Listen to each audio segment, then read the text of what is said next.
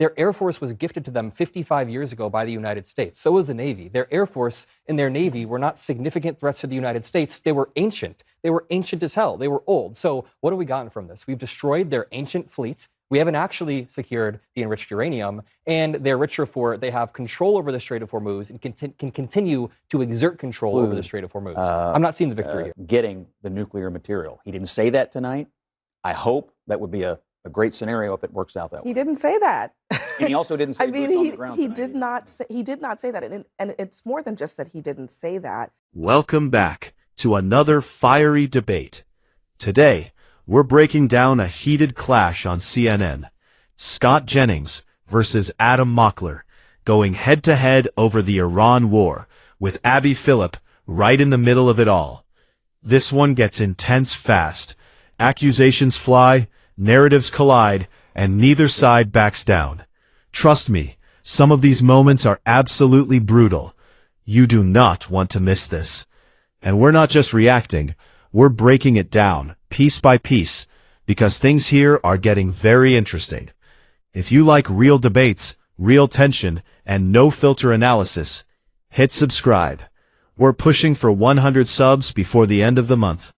Way for him to kind of reassure Americans and hopefully win back some, voters for the midterms. The idea that he was reassuring Americans that this won't be a forever war was contradicted by what we were just talking about. They're setting up perpetual oversight in the air so they can perpetually see what Iran is doing, and there's a chance we might have to perpetually strike them over and over, just like we did 8 or 9 months ago, just like we did again. And if we don't actually get the enriched uranium, this will turn into a military treadmill where every 8 months or so, we're continuing to strike them over and over. And I want to make this point again, the main weapon system that were actually a threat to us are still intact. You obviously know better than I do, but their Navy was gifted to them 55 years ago. It's ancient. Their Air Force was gifted to them 55 years ago. It's ancient. Their Air Force could have laps run around it by like one of our planes. So I see people at this table or on TV sitting here and trying to pull all these examples of how we've won. Oh, we destroyed their Air Force. We destroyed their Navy. This isn't a substantive win in any meaningful way. We destroyed an ancient Air Force. We killed an 86-year-old supreme leader who had cancer and replaced him with a 30-year younger son who is more extreme, more radical. They're purging the moderates right there. I think that Iran's thought process right now is, you know what, we need to back off of nukes, no more nukes. Iran's thought process is we need to accelerate. We need to at some point get nukes and stop this from happening. Let me play, this is a reaction do you agree with his military assessments? I think the two pieces that are not completely clear yet, just in the objectives that are left, there's about 3,000 targets left. So we've struck 13,000 targets. The CENTCOM commander says there's 3,000 left over the next 2 to 3 weeks. What that encompassed would be the remainder of the industrial base associated with the missiles and the drones. The missiles, I think we can really get to. I think the problem in the long range is going to be the drones, because you only need a couple of those to be able to strike ships. So that's going to be a perpetual problem from an asymmetric standpoint for shutting down or keeping the straits held at risk if they choose to in the future afterwards, if they're not able to get everything else. And then to your point about the nuclear piece, it is a persistent, perpetual stare afterwards if the highly enriched uranium doesn't come out of there, which will require persistent monitoring. The alternative to that would be a very large ground operation with a very significant risk to U.S. forces. That facility where most of it is stored is 300 miles inland, completely surrounded by mountains, 15 kilometers outside the third largest city in the country. That would require probably a large blocking force, somebody going inside to get it. And I think there's a trade-off basically between the risk to U.S. forces and having to actually do that. Did you guys just see that? Scott Jennings tried to turn that military analyst against my talking points, but the military analyst on the panel ended up backing me up and Scott Jennings just had to eat it. This is another heated CNN debate that you guys are going to love. Make sure you drop a like. Help us get to 2 million subscribers by following below and watch until the end. Thank you. There have been no efforts since then to rebuild their enrichment capability. The entrances to the underground facilities that were bombed have been buried and shuttered with cement. So Tulsi Gabbard is under oath. The president is giving a speech at the White House. But I think it's an open question how truthful he was being about that particular statement. And it's important because the nuclear material is still in Iran. It is still in Iran, and we've done nothing to get it out. If the goal of the war is to stop Iran from developing nukes, then we have no way to actually verify if they have enriched uranium. All right, here's where the narrative crumble. Trump comes out after this so-called 12-day war and says Iran got absolutely crushed. Navy destroyed, Air Force gone, total U.S. control.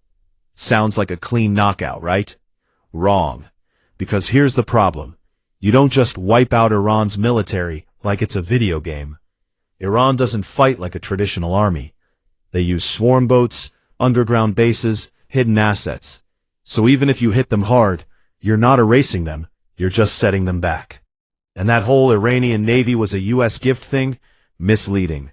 Yes, back before 1979, the U.S. sold Iran weapons when they were allies. Sold, not gifted. And that equipment is ancient compared to what they use now. Now let's talk leadership.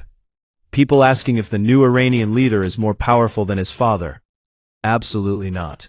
The system is more fragile now, more dependent on the military, especially the Revolutionary Guard, which means less stability, not more power. Now here's where it gets serious. Uranium. Everyone's screaming nuclear threat, but monitoring Iran isn't simple. Inspectors rely on cameras, site access, satellite tracking, and guess what? War makes all of that harder. Facilities go underground, materials get moved, visibility drops. So when people speak in certainty, they're guessing more than they admit. And then you've got Tulsi Gabbard coming in with a completely different tone, saying Iran is not actively building a nuclear weapon right now. But yes, they have enriched uranium, and could if they decide to. That's a huge distinction. So now you've got two narratives colliding. One side yelling, we stopped them just in time. The other saying, they weren't building a bomb yet. So what's the actual solution? Here's the uncomfortable truth. There are only three options: diplomacy, pressure, or regime change. Diplomacy is boring, but stable. Military pressure looks strong, but doesn't solve the core issue. Regime change? That's where things can spiral into total chaos fast. Iran isn't gone. Their nuclear knowledge isn't gone. And the situation is way more complicated than the victory speeches make it sound. If the goal of the war is to defang their ability to fund proxies in the Middle East, they are now more rich because they're tolling people through the Strait of Hormuz, and that is making them a lot of money. We've created an environment where Iran is gaining money due to the sanctions lifted on oil. Iran is gaining money because they're going to start tolling ships. And on top of that, this administration is not just changing objectives every single day, they're lowering the threshold for what victory is considered as. So first it was regime change, as you said. Israel named this Operation Roaring Lion, which indicates the return of the Shah. It's regime change. Then they realized that's a really hard task. We're going to just talk about weapons of mass destruction now. That one kind of works sometimes. And they realized, okay, we have no way to actually verify that as well. So now we're in a situation where people on TV are listing off, oh, we've destroyed their Air Force. We've destroyed their Navy. Their Air Force was gifted to them 55 years ago by the United States. So was the Navy. Their Air Force and their Navy were not significant threats to the United States. They were ancient. They were ancient as hell. They were old. So what have we gotten from this? We've destroyed their ancient fleet. We haven't actually secured the enriched uranium, and they're richer for it. They have control over the Strait of Hormuz and can continue to exert control over the Strait of Hormuz. I'm not seeing the victory here. Why can't Trump get his story straight about the nukes? That's so central to this whole thing. The administration saying all kinds of different things about it and not leveling with the American people. Well, I saw the president's remarks, and I see what you said, Tulsi said. My understanding of how they positioned it was that the bombing we did last summer was at a specific location.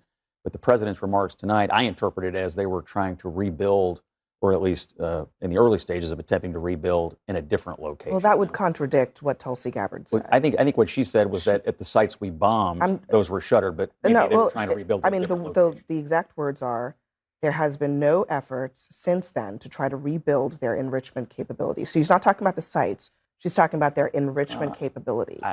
Okay, well, so I heard the president tonight say that our belief is that we bombed them, they tried to rebuild, and then of course we know they told our negotiators that they had enough enriched uranium to build 11 nuclear bombs. So that is the data set that he was working off of when he made the decision. I also heard him say tonight that we're planning to do, at least initially, satellite monitoring on the nuclear material at the moment because it's buried. And so if they make a move towards it, we'll be able to know that. Now, I think what went unsaid tonight, but what I assume is happening in the background in these diplomatic conversations, is that part of the way this is going to end is hostilities will cease at some point. We'll have some kind of diplomatic end that has to include getting the nuclear material. He didn't say that tonight. I hope that would be a great scenario if it works out that way. he didn't say that. And he also didn't say I mean, boots on the ground he tonight did either. not say, he did not say that, and it's more than just that he didn't say that. He actually proposed an alternative, which you just pointed out, which is that we would just perpetually surveil and bomb them if they ever attempted to get the nuclear material that is still in their territory. Christiane Amanpour was on earlier tonight. It's talking about this. It's called a mow the lawn scenario. That's great for Israel because they're right there. But for us, are we really going to just perpetually be poised to bomb Iran until the end of time? This is where the entire story collapses, because the war was sold as defanging Iran, cutting off their money, stopping the threat. But somehow Iran walks out still funded, still exporting oil, and now sitting on leverage over the Strait of Hormuz, one of the most important choke points on Earth. So explain this. If the goal was to weaken them, why are they potentially making more money? And then watch the goalposts move in real time. First, it's regime change, tied to Operation Roaring Lion, big ambition, total reset. Then that becomes too hard, so now it's weapons of mass destruction. Then that gets shaky because there's no clear verification. So now the claim is, we destroyed their military. But here's the part nobody says. A lot of that military was outdated, some of it dating back to pre-1979 deals with the United States. So what are we celebrating exactly? Because while people are listing destroyed jets and ships, the one thing that actually matters, enriched uranium, is still not secured. And then it gets worse, because even inside the same leadership, the story doesn't line up. Donald Trump is suggesting Iran could be rebuilding, while Tulsi Gabbard is saying there's been no effort to rebuild enrichment capability. That's not a minor disagreement. That's the entire justification for the war. So what's the plan? Satellite monitoring? Watching buried nuclear material from space and hoping for the best? And if they move it, we bomb again? That's not strategy. That's a loop. And here's the real twist nobody wants to admit. Iran didn't just survive. It adapted. Oil flows continue. Prices spike. And now they potentially profit from controlling traffic through the strait itself. Meaning a war meant to weaken them may have actually increased their leverage. So now ask the only question that matters. What is victory? Because if Iran is still funded, still has uranium, and still has regional leverage, and the U.S. is still monitoring, still uncertain, and still preparing to strike again, that's not a clean win. That's a shifting definition of success. That's lowering the bar in real time. That's exactly what Adam said. And that's how you end up in a situation that doesn't look like victory. It looks like a forever cycle with no clear end. I mean, at this point, you have the Saudis and the Emiratis wanting to enter into this conflict, proposing resolutions at the UN Security Council to reopen the Strait of Hormuz through the United Nations. So this is not just us going it alone. I mean, that monitoring is relatively easy. We don't even need to be there. You can have the B-2s flying from Missouri all the way across the pond with some KC-135s refueling them and mow that long relatively simply. I think this is the challenge that I don't get about the black pill of the folks who just think that this is all doom and gloom. I mean, when you were talking earlier, it's like the U.S. is losing. We could end at any I never said point. we're losing. No, I just we said there's a have cost-benefit agency here. analysis to happen here, and I see Sure, the cost sure. as so high, and the benefit is we destroyed some 55-year-old Air Force. Like what's the benefit here? Thousands of ballistic missiles. Wait, that if have the been thousands of rained ballistic down missiles upon the have been, adversaries if we have of won Iran. so decisively, why can't we get a single ship through the Strait of Hormuz? Why won't we even try to escort a ship through the Strait of Hormuz? What tonight was about, ultimately, what really the president was trying to do tonight is to not box himself in, to try and declare a victory with a slow exit at some point. He is reading the polling right now. He may control the battlefield out in the Middle East. He is losing the living rooms across America. You look at polling, more than half of Americans do not believe they are benefiting financially because of this war. You look at Republicans and Democrats, they don't want this war. They want to get out of it as soon as possible. And when foreign policy is the thing over here, and suddenly you see it showing up in your grocery bill, in your airline fees, and then also, at home in the typical costs for home folks, they start to feel that. And when you feel it at the gas pump, it becomes a real issue for America. Yeah, Donald Trump had a very good chance tonight to explain his rationale to the American people and lay out what we've gotten. But again, every single weapon system that was actually a threat to us is still intact. You just gloated that we took out thousands of their missiles. Okay, so I keep hearing this line. We've taken out their missiles. We don't have a Navy We've taken anymore. again. Their Okay, Air Force their is Navy and Air Force was 55 years old. What has taken? Then why was it harassing people in the What does Gulf? taking out a I mean, 55-year-old they were Navy mean? constantly harassing ships in the Gulf. What Now is- they So can't do they're that still anymore. harassing. They're They still don't have, doing they, that. they don't have any. They don't have any ship left. No, I'm saying my point is that the main thing that we care about, which is the Strait of Hormuz, which is the global oil supply, they are still, as Trump said, Trump made this point himself. It doesn't take a lot to terrorize ships in that strait, and they are currently doing it right now. And if you look at launchings of Iranian drones and missiles, it went down dramatically at the beginning of the war, but it's actually been pretty steady for the last several weeks. They're still able to launch a bunch of drones and missiles every day, and that's all it takes to prevent ships from going through the Strait of Hormuz. Can I say, I've asked conservatives time and time again, if we've won so decisively, why can't we open the strait? This is where the argument completely breaks. Because now you've got people saying, relax, we've got control. We can monitor everything. We don't even need to be there. Talking about B-2 bombers flying from Missouri, refueling midair, striking anytime like it's some clean, repeatable system. But here's the problem. If it's that easy, if this is such a decisive win, then why is the Strait of Hormuz still not secure? That's the question nobody can answer. Because on one side, they're saying we destroyed thousands of missiles, wiped out capabilities, crippled Iran. And on the other side, ships still can't safely pass through one of the most important oil routes on Earth. So which one is it? Total victory or ongoing threat? And here's why that matters. Around 20% of the world's oil supply flows through that one narrow strip of water. If it's unstable, the ripple effect hits everything. Fuel prices, food costs, global inflation, flights, shipping. This isn't regional. This is worldwide. And then you get to the cost-benefit reality. Because this is where the spin collapses. What's the actual benefit being presented? We destroyed a 55-year-old Air Force. That's the headline.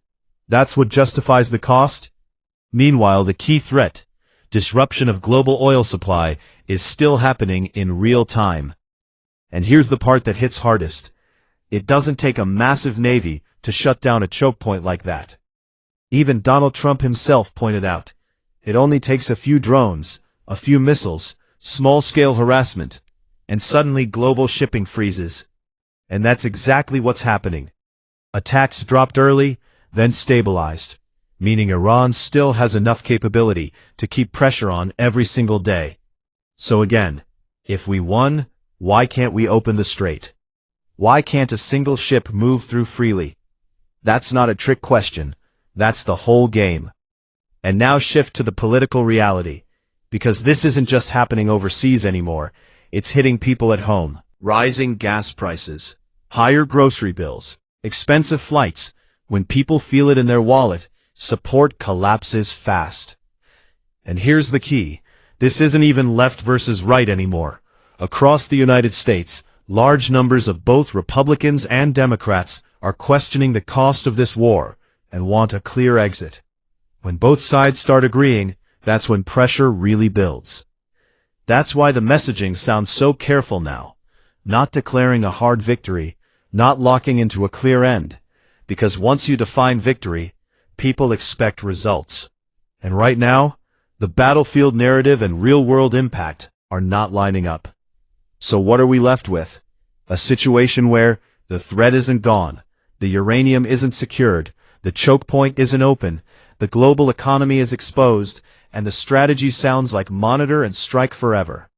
That's not dominance. That's not resolution.